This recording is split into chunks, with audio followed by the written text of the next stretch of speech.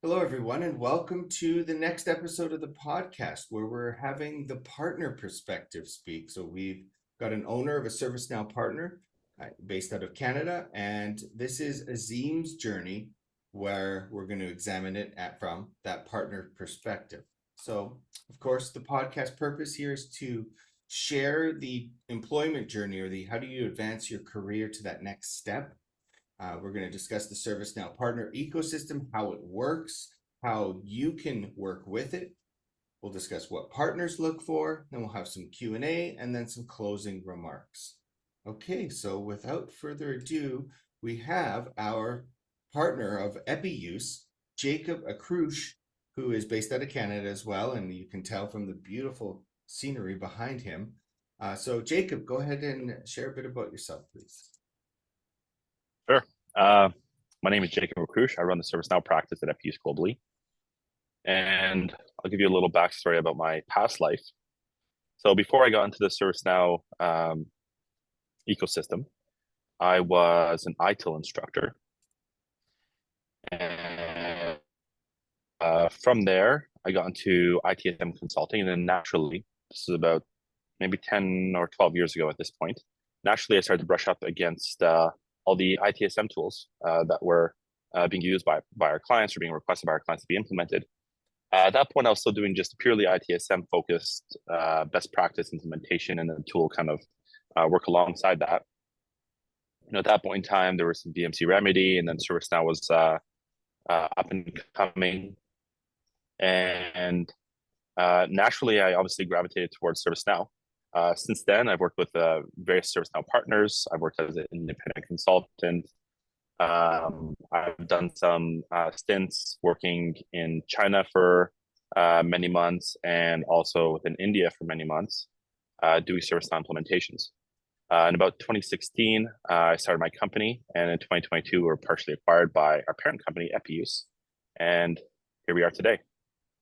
Oh, that's awesome. ITIL. So I have an old ITIL cert version 3, I think. I'm not sure what they're on now, but They are on 4.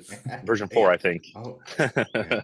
Nice. Yes, which is interesting because still clients are looking for ITIL v3 specific, because I don't think everything has ramped up to the v4 structure yet or processes. Oh, okay. So there's a niche there. Interesting. Well, I don't Yeah, it's a remember bit of a any of it, niche. so that was over 10 years ago. So, Yeah, okay. but funny enough now, so like many other partners, we do ITSM, but we predominantly focus on HRSD when it comes to ServiceNow. Sorry.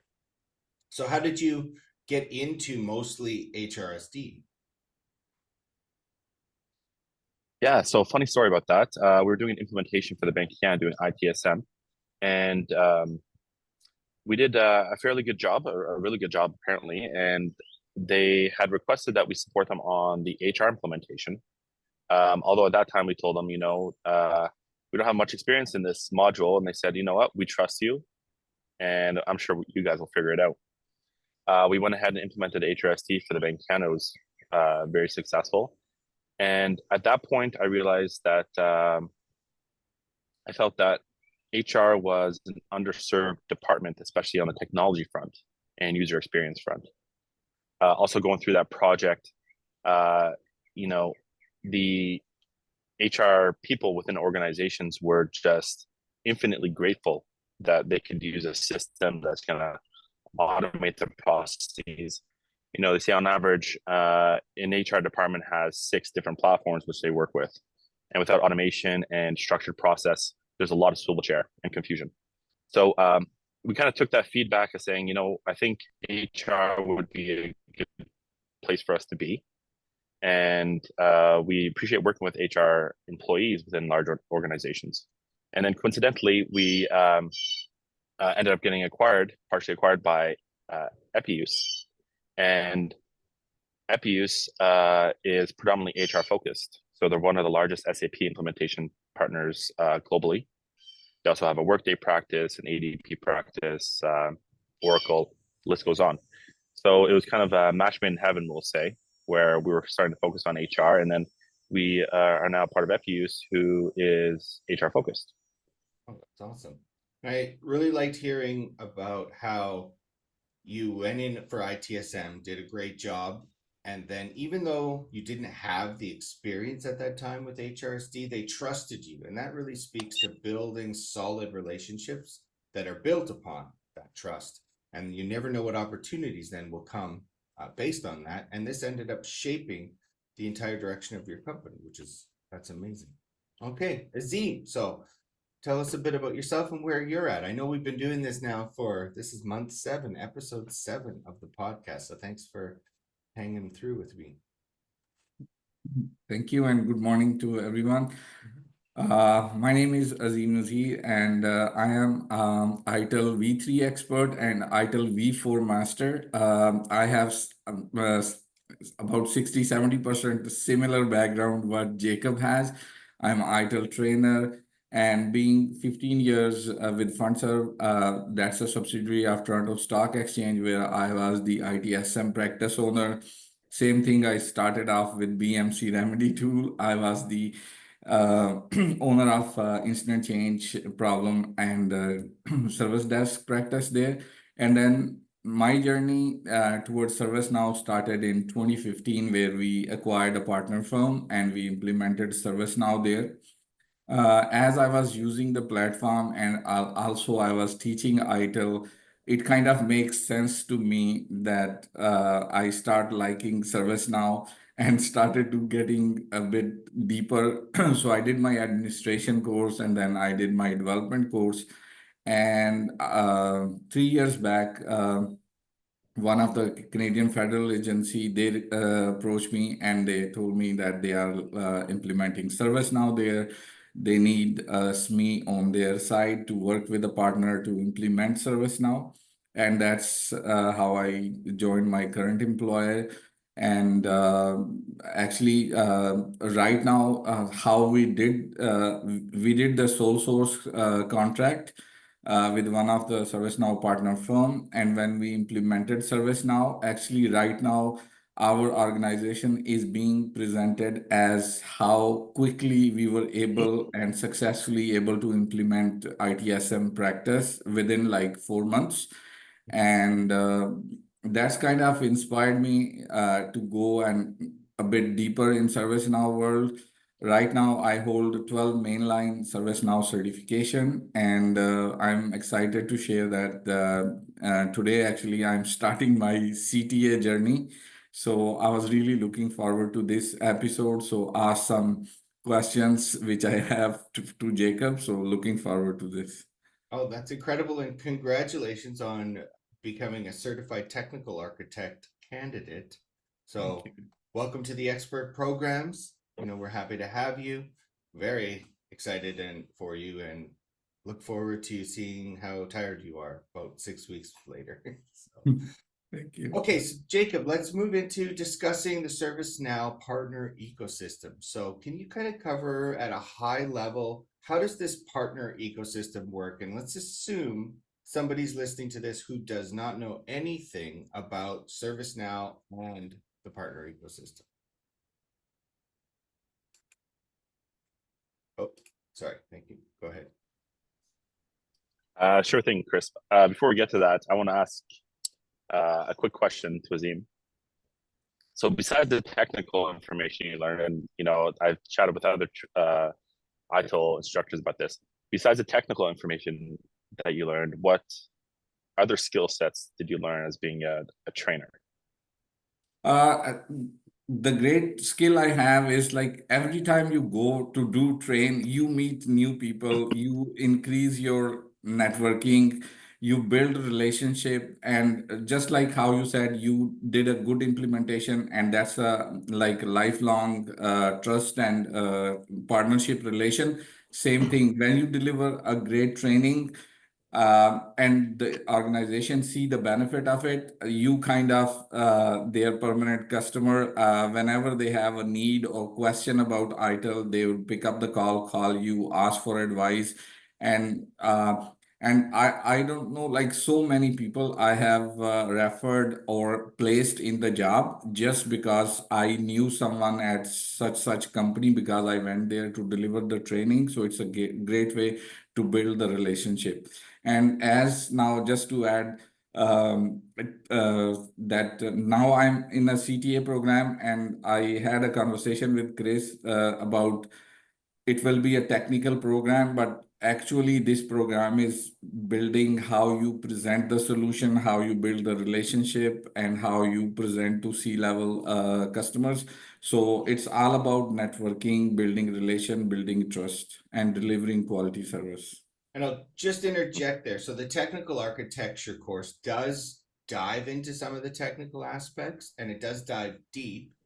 But as far as, are you going to be assigned a complex coding thing to build and then showcase? No, that's not the purpose of the program. So those are some of the differences between CTA and CMA. And now there's a couple other. There's Workflow Architect, I believe, in ArcX, which is now kind of a feeder program into CTA or CMA. So yeah, that's great. Mm-hmm. It's a good segue into becoming a ServiceNow partner and growing a ServiceNow practice or company. So Azeem, you touched on like delivering value and building trust with the people you're delivering training or your expertise to ITSM expertise back before you're in the ServiceNow game. It's a very similar set of qualities that a person has that will allow them to gain a trusted client. And out of many of the ServiceNow partners who are small and medium that I've spoken to, really the way that they've all started is with a singular client. You build that trust. The client sees that you have integrity, and from that point forward, they give you opportunity. So opportunity is the biggest thing you could give a person, is that ability for them to express their skills, their communication, what they have to bring to the table. So before anybody becomes a ServiceNow partner, they are an individual who is building relationships and given opportunity. Seizing the opportunity and putting together a group of people to help you execute on a project or an implementation, that's really the catalyst for you to become a ServiceNow partner, right? You get that first, what we'll call gig. And that first gig is the breakthrough. Before you register as a ServiceNow partner, before you even maybe have a valid corporation set up, whatever it may be, the execution of this project will give you confidence and will give you a reference, which is important. From that point forward, you could register as a ServiceNow partner, and then it's time to rock and roll.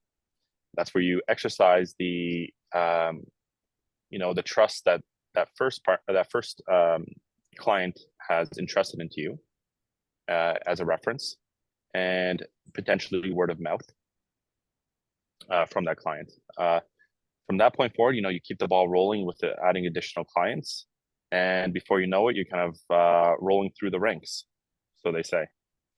There's obviously milestones that you need to accomplish through the ServiceNow partnership program, and we can kind of do a little bit of a dive into those.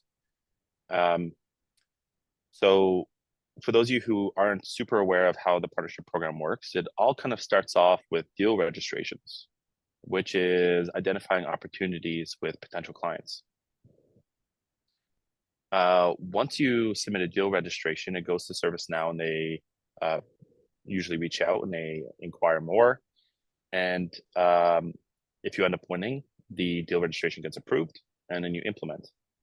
It's an accumulation of all these implementations, and after the implementation, you also send out surveys that accumulate into your CSAT score. It's really just building this snowball over time. Of course, there are other metrics around, and it also depends on what type of ServiceNow partner you are. If you're consulting an implementation partner, different metrics than the build, than a training, etc. I'm speaking purely from at this point in time from the implementation partner, we'll call segment. But it's about building these deals, implementing, getting, ensuring you deliver a good value, and helping the client recognize the values just as important as delivering good value. Giving them tools of communication for them to communicate within the organization and upwards about the value of the platform, the value of the partner, let's say EPI-USE, to the organization. That comes into your CSAT score, and obviously that builds confidence for those who want to work with you in the future.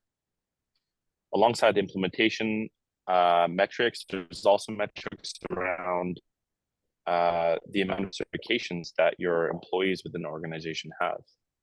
So as an example, for a Premier Partner, you'll need 30 CSA licenses within your employees, 30 CSA certifications rather, within your employees, 15, I believe, CIS certifications, 12 pre-sale. They'd recently removed the requirement for CPA or CMA. It used to be 1 or 2, but they had since removed that. But needless to say, when an employee comes to the door of an organization as a candidate, their certifications do matter quite a bit. It kind of shows me a couple things. If someone comes to the door, especially if they're relatively junior, intermediate, and they have plenty of certifications, it shows me their capacity to learn and their willingness to learn. When I see a junior with 3 CIS certs and CAD as an example, it tells me this person's serious and they're investing their own time and energy and money to get to where they want to be. So that's always a green flag. Mind you, a certification obviously does not replace true experience, but it is a good indicator of their determination. For the more experienced individuals, the certifications show that this person is invested in the platform and keeping up to date, which is important. So I'll pause that now at this point. No, that was great. I actually have a question because I've always wondered this. So you had mentioned 30 CSAs, 15 CIS, Certified Implementation Specialists. So, Azeem has CTEA coming as a candidate, and he's got, I think he's 9 CISs. Is that correct? 10. 12, 9, 10. Oh, it just keeps Wow. counting. Every time I talk to you, it's always more, which is awesome. So can one person, like let's say somebody had all of them, could that meet all of your CIS ones in one single part? Like, can I multiple ones that I have, would that count towards the 15, or is it one person has 1 CIS, and if they have more, it doesn't add to your count as a partner? It does add. Oh, that's awesome. It does. So if a person has multiple, it will add to the count. Mind you, as an organization, you do obviously want to spread out. It's great that an individual has a lot, but you don't want only one individual to, let's say, or 3 individuals to have 10, and that's it. Yep. Quota satisfied. Obviously, the more the merrier. Yeah. And now let's move a little into how does ServiceNow interact with you as a partner? So you said there's deal registrations. Who finds those deals? Is that you that brings the deal to ServiceNow saying, we've got a customer and we'd like to register and track this with you? Yeah. So some organizations have large sales teams that kind of chase those down and register them. But within our organization, we do not have any sales individuals. We're architected in a little bit of a different manner, where we see almost every individual within our organization as somewhat of a salesperson. Occasionally, we have a dev come to us and say, "Hey, look, client XYZ, we're executing on this project now, and they said that they would like a locker management solution in App Engine," and that right there is the starting point of a deal registration for us. We will engage with the client on a short call, collect some requirements, put into deal registration, and that will kickstart the conversation with ServiceNow. It'll be the account rep in this case, or if it's a net new logo, occasionally you'll just go to either based off of the product or the geography. Someone from ServiceNow will reach out. And that also gets the ball rolling for the licensing conversation, because commonly when you're doing a net new implementation, there's going to be some licensing implications. So before you could go back to the client with a package, statement of work or purchase order for the services and the licenses, you work closely with ServiceNow. And ServiceNow is also kind of doing a quality assurance check to make sure that you can satisfy this client, and that the direction that the client is asking for and that you're recommending is effectively aligned with client roadmap and ServiceNow best practice. Nice. Okay. So let's move now into talking about Azeem's journey. So Azeem is currently a ServiceNow administrator, but looking to move into developer and or I guess perhaps even architect at this point with the certifications and the experience he's gaining. So you as a partner, what do you look for in somebody that is looking to make that next step from where he's at? Yeah, so after hearing Azeem's background, and I was kind of alluding to this when we were talking about trainers, and one of the things I noticed about trainers is obviously they have great communication skills. As a trainer, you have to put yourself in the mind of the person you're training often and interpret their questions from their perspective and adjust your answers accordingly for them to help them understand. So moving along up is obviously a technical journey, but I would say more importantly, it's a communication skill set journey.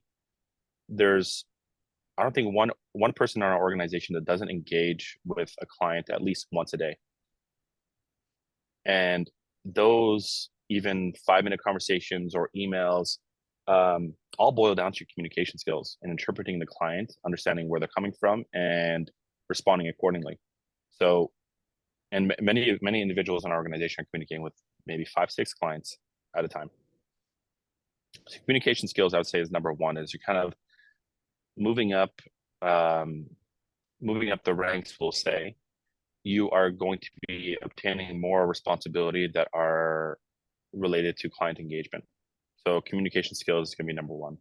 It's also, I think, the first thing I look for in an interview with a candidate, how they present themselves. Even as a developer, it's important for you to have communication skills so that the BA you're working with understands you, you understand them, you understand the requirements. It's paramount having good communication skills.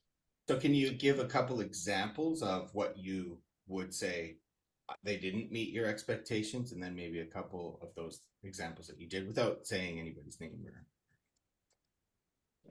Sure, yeah. So, there are people of all walks of life, introverted, extroverted. This is not a matter of that, because there are introverted individuals who are sharp and have a high, we'll call, emotional intelligence, and can quickly read the individual they're communicating with, the temperature or tone that's being communicated, the concepts that are being portrayed. Sometimes it's not black and white. Sometimes a developer is working purely, let's say, with stories.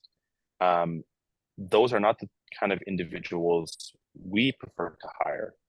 We prefer to hire developers who have just maybe even a touch of BA skill set.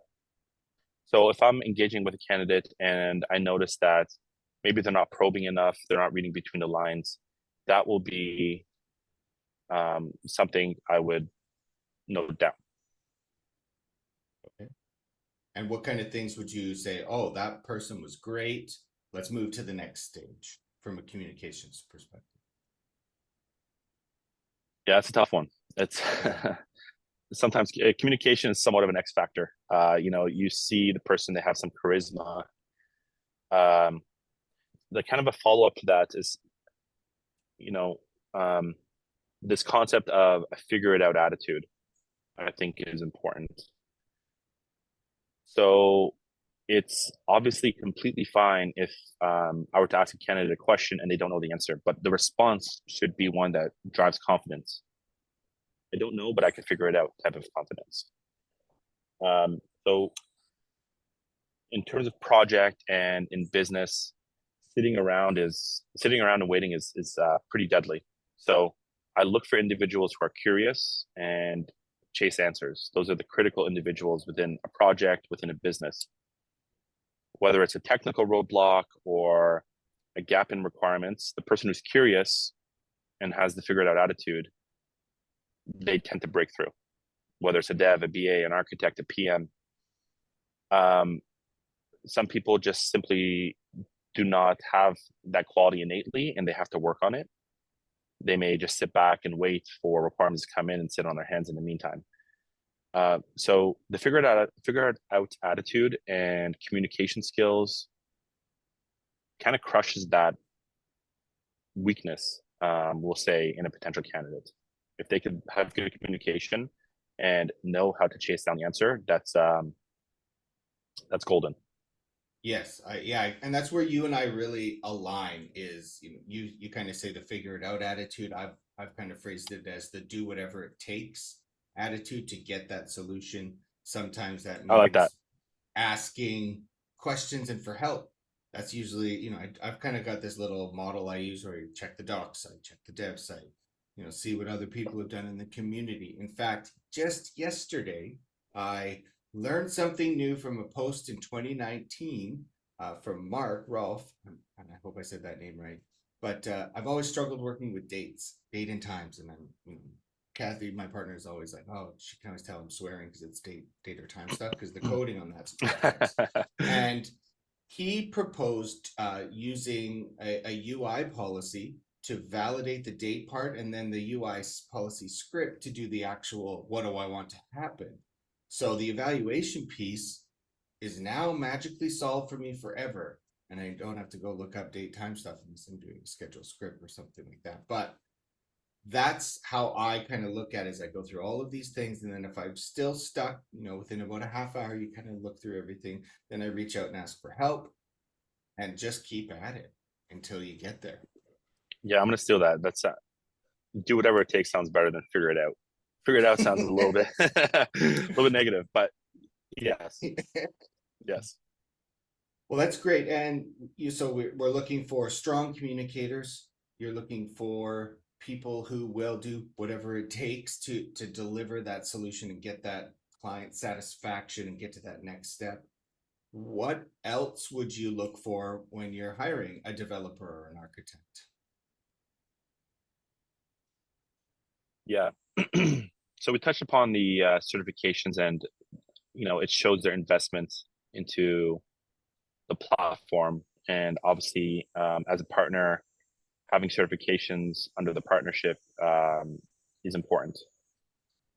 Now, I'm trying to just give an agnostic answer across junior, intermediate, and senior.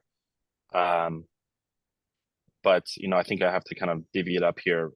So when it comes to juniors, the first two things I spoke about are fairly important. So, do whatever it takes, communication skills, and obviously certifications. If someone comes to me with that, it's almost a no questions asked. This person would be an asset to the organization, but more importantly, we're going to provide opportunity and we're going to be an asset to that individual. So as a business owner, it's easy to get trapped in a mindset where, an employee is going to add value to the company. And, you kind of have this very capitalistic understanding of how relationships work, but that's not how relationships work. Because that relationship won't work for long if the individual is not comfortable and does not have, let's say, a cultural fit, or ends up coming to the organization and, does not see what you're delivering to them besides a paycheck. That's not a good relationship. A good professional and personal relationship is one of give and take. So when it comes to the junior, you have to understand that you're going to be bringing them on, but there is going to be a lot of training and mentoring, which accompanies this individual. But at the same time, you're giving them opportunity. So that's great. For more intermediate and senior, these are the kind of individuals which I look beyond communication and the do whatever it takes attitude to see what their technical skill sets are. So although, our interviews aren't necessarily formal, where I'm going to be asking a plethora of questions, it is more conversational, much like this podcast, and then diving into their history. People that they deliver projects with. You broke up a bit there. Could you repeat that last bit? Sorry. Yeah, sure. So for intermediate and senior individuals, besides communication skills and the do whatever it takes attitude. You have to look beyond those into the technical skill set. And that comes from, good old fashioned reviewing the resume, checking their references, and it is truly a small market. Although it's big, it's kind of small. More often than not, you will know somebody at the organizations they've worked with, or know somebody that they've worked with who's gone on to another organization. So, I mean, my favorite type of candidate is when someone in our organization has worked with them in the past and vouches for them, or B, so when one of my employees says, okay, this individual I worked with in the past, they're looking for a new role, they're fantastic. That right there gives me a lot of comfort. Or vice versa, when a candidate thinks to themselves, okay, I worked with, let's say, Christian Props or Chris Shu, and Chris Shu is now working with this organization, or Christian Props is working with this organization, and I liked working with them, and they have trust in this organization. I'm going to reach out to them. I'm going to reach out to Chris Shu and say, hey, I'm looking for a new role. What would you recommend? You know me, I know you, you know the company you're working with. Those are the two paths of most success, in my opinion. The cold email or cold LinkedIn message, it's a bit of a shot in the dark. I, at any time, log into LinkedIn, there's probably 50, 60, hey, I'm a dev, I'm looking for XYZ. Those ones have a lot less chance of success. So if you are a candidate, let's say, and you're looking for a new role, I would first reach out to your friends within the industry and those who you respect and know have high integrity and are working somewhere. From that point forward, they will bring it up to those individuals within an organization and vouch for you. That is the gold standard, I think, for how a candidate interacts with a new company. Nice. And that speaks to something that just happened this week with us. So somebody has reached out to me, and then I had actually reached out to my network, including yourself, Jacob, to see what stuff was available. And like you had said, sometimes you log into LinkedIn and there's 50 or 60 messages. Part of that important networking that you do is that I knew how to get in touch with you, Jacob, in a way that you would respond quickly versus that cold. Mm-hmm. I'm never going to besmirch anybody for taking their shot. Everybody take your shot. So send those cold shoot your emails shot. and but at the same time, a layup is much easier than a half court. So sometimes those cold LinkedIn messages are that half court shot that they're insuring for $1 million or whatever. And then other times, if you talk to somebody or pass the ball around, you can do an easier layup and get to that response that you're looking for. Okay, so let's move in now to the Q&A section. So Azeem, we've covered a ton of stuff already. So there's a lot of great content, which is fantastic. Do you have any questions for Jacob? I mean, it's kind of a unique situation where you can sit down and ask somebody these types of questions directly. So the floor is yours, sir. Thank you. So Jacob, based on the profile or communication I have, you think I'm a good candidate for an architect position? Yes, certainly. Yes. About time. No, just joking. So, especially, when you hire an architect position, so I know it's usually when you get hired at architect level, the expectation is that you come in and take over 1, 2, or 3 projects, depending on how busy the organization is. But usually when you hire somebody at architect level position, so as a partner firm, do you guys have internal a bit training session? Because I heard I haven't seen, but when I was working with the partner firm, I was told that partner firm has their own portal. They have some different documentation and stuff available for their employees in terms of other regular clients. So do you have that type of let's say training or that type of program help? Yes, we do. Before I get to the question, I want to kind of allude to something you said at the beginning. So as an architect, you take on potentially multiple projects, right? But more importantly, you take on many people under you. So at least within our organization, an architect is not strictly a project implementation role. It's one of mentorship, especially over the devs and the BAs, and understanding that the architect has that role, at least within our organization, is important for both the candidate and for us. So more often than not, when an architect is going to be starting with our organization, there's going to be a strong attempt for them to get to know the people they're working with, and for them to start to have these kind of one-on-one relationships with the people they're working with on the project within our organization, obviously with the client, of course, but I'm speaking more from a mentorship perspective, because the confidence that the employees who are working with you on a project have in you is going to be critical. They're going to come to you with the technical questions. They're going to come to you potentially with client roadblocks. Obviously, you're going to be coming at this with a lot more experience. So you're going to be taking on that role. And it is, I think, the most critical part of the project team. In regards to, we'll call internal documentation. So of course, where clients allow, we will harvest any architecture documentation that we can, or architecture best practice. I don't know, it could be integration with Slack as an example, something you don't see every day. And we maintain our architecture documents so that they're recyclable from project to project.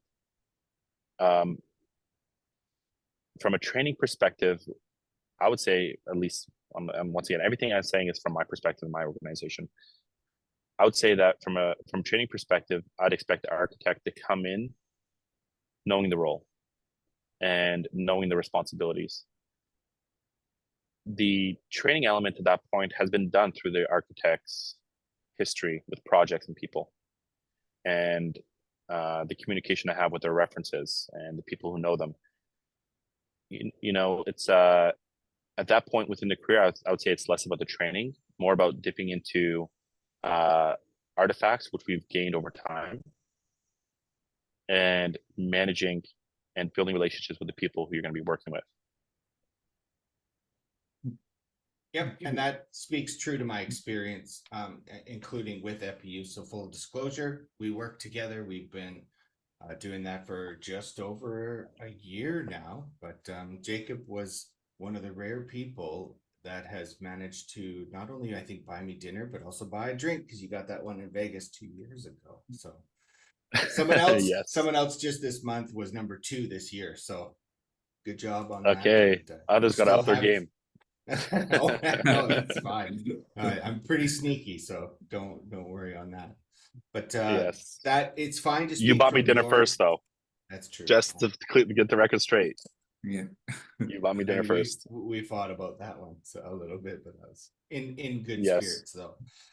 I appreciate you kind of saying from your partner perspective, and if I prefer it's my personal preference working with the smaller boutique ones, because I find them a little more agile and able to respond to customer needs. But the larger partners have a built-in infrastructure. They can execute huge things, and they've got their own advantages as well. So feel free to speak, solely from your experience, because your hiring process is much different than, say, a larger, huge, like a GlideFast or a New Rocket or something along those lines, where they've got like a set HR process and then go through technical interviews and that kind of stuff. So feel free to discuss only EPI-USE, and that's totally fine. That's kind of exactly why I wanted you to be the guest this time.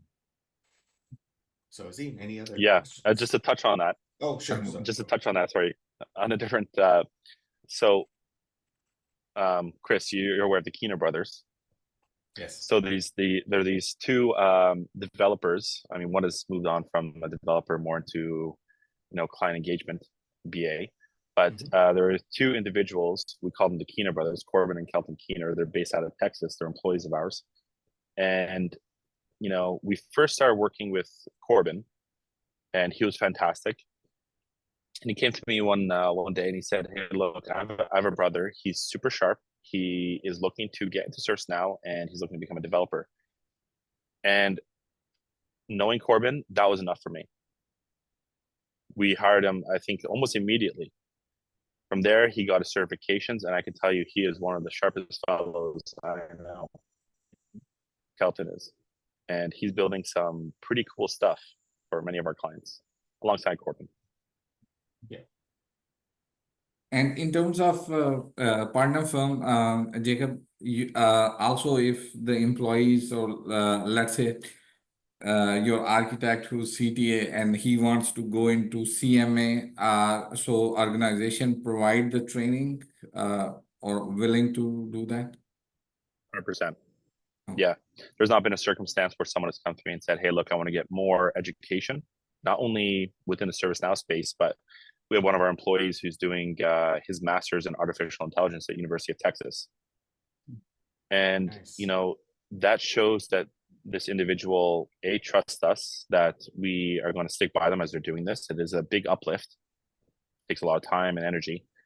And they also are relying on us sometimes to pay for that expense. It is a big expense. There's no way around it.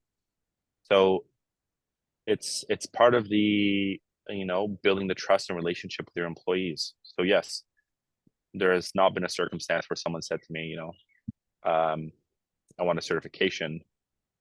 Can you pay for it? And I said, no, that's never going to happen. And even none of our employees have moved on to the CMA route yet. But if that were the case, or CTA, Yeah. If that were the case, it would be the same, you know, the same conversation. And that's where kind of that mentoring thing kicks in as well. So, you know, I'd be happy to help them with their applications and things along those lines, and then even be, you know, kind of the side mentor. So everybody in the CMA program gets assigned a mentor, and then you can also reach out to other people who have already done it as well, which is what I did, and that definitely helped me be successful in the program. Mm-hmm. I must say my understanding of the CPC process is certainly not as good as you guys. It's probably not as good as it needs to be. So it's interesting to hear that you are assigned a mentor. And who picks the mentor? They do. So in the CMA program, and I can't speak to CTA because I haven't gone through it, they every new cohort, they do a first week kickoff, and that's usually in person now. And then the following week or two, then they post on the CMA forums. So there's a private forum just for CMAs. And sometimes you'll get an ArcX question through the program leaders, or a CTA question. So we do kind of answer those where we can. But they'll do a post saying, "Hey, here's a new cohort. They're in this region, this time zone. Does anybody want to volunteer to be a CMA mentor?" And you do get maintenance points to contribute to maintaining your thing. So there's something a little bit in it, but a lot of it is just the satisfaction of helping somebody out and getting that back. And you have to meet regularly with them. There's a whole process that you have to follow to acknowledge it, and there's expectations. In fact, I just got my first meeting invite for Monday, which is a holiday, August 5th in Canada. That's okay. Yes. I'm going to go to that meeting, and I'm going to make sure that I follow the CMA mentor things, and yeah, try and do my best to help somebody, you know, in the next cohort, one of the next cohorts. Going above and beyond as usual, Chris.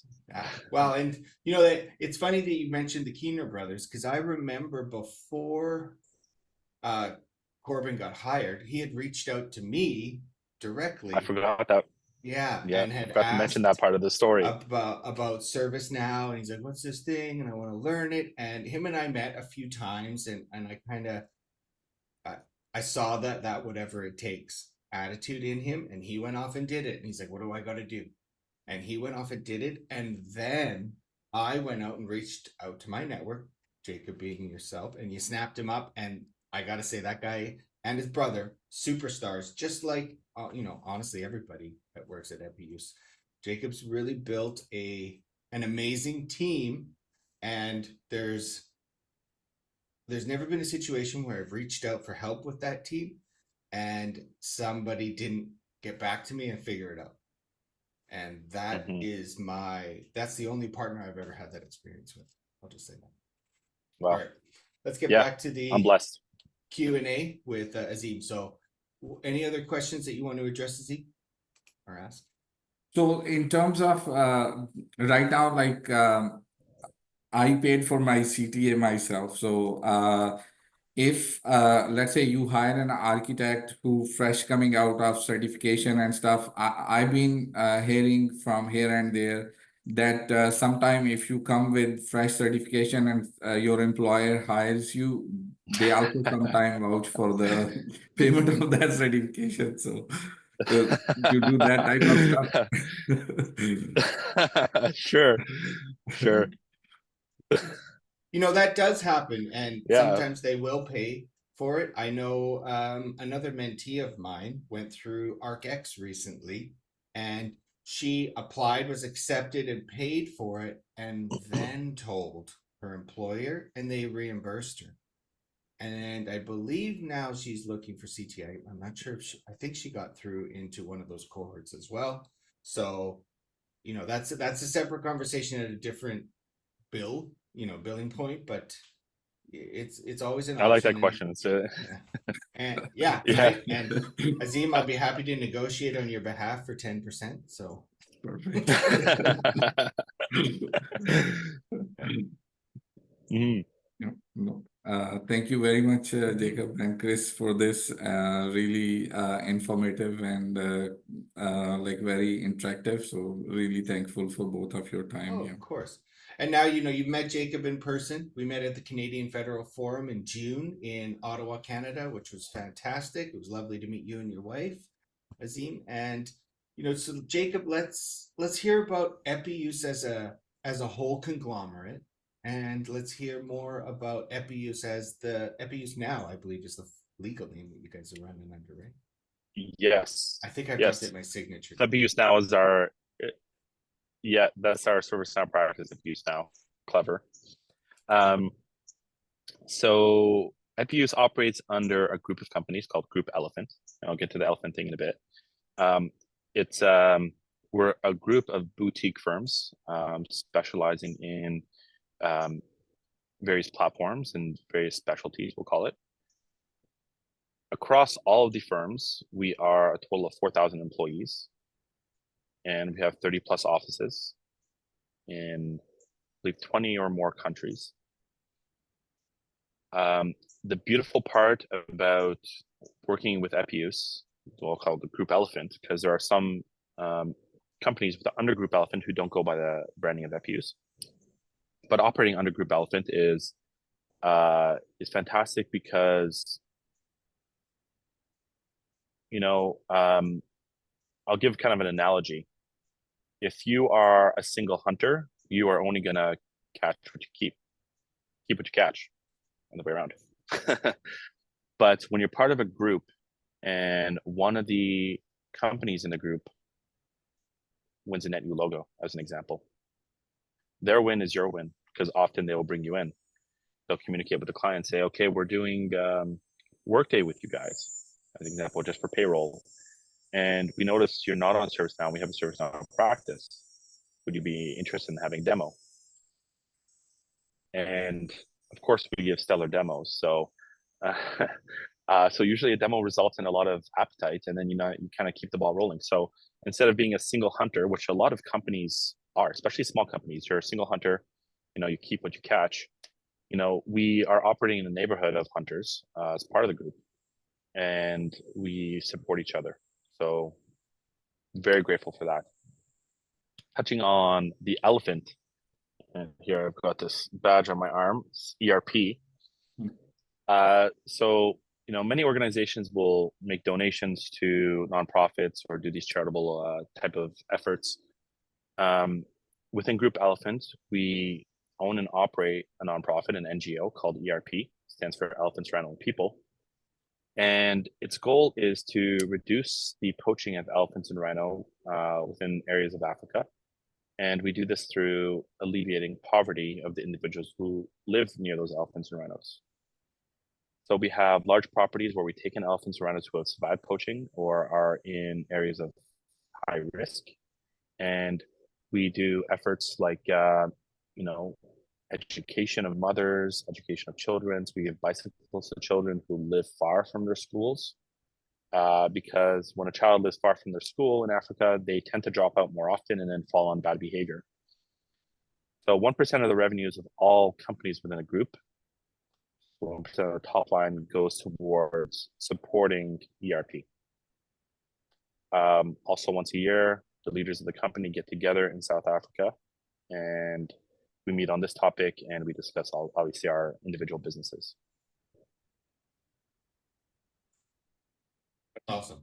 And I really enjoy the charitable aspect of it. That's a large part for me as well. So, behind the scenes, I try and do as much as I can. And, I've been very grateful of all of the little success I've had so far. So that's nice to hear. And that was one of the things also that kind of drew me to your company and caused me to want to work with you, was that there was some charity in there to address a root problem too. It was not, the thing that I really was impressed by was that it was not just looking at how do I throw money at this problem, do I just pay people to not poach, but you were helping enable and lift up that generation. Giving bikes to kids so they can get to school is, helping them uplift themselves, and therefore the more people that uplift themselves, all the boats rise when the water rises type of approach. And that was, I think that's, yes, it's beautiful, fantastic. honestly. Yeah.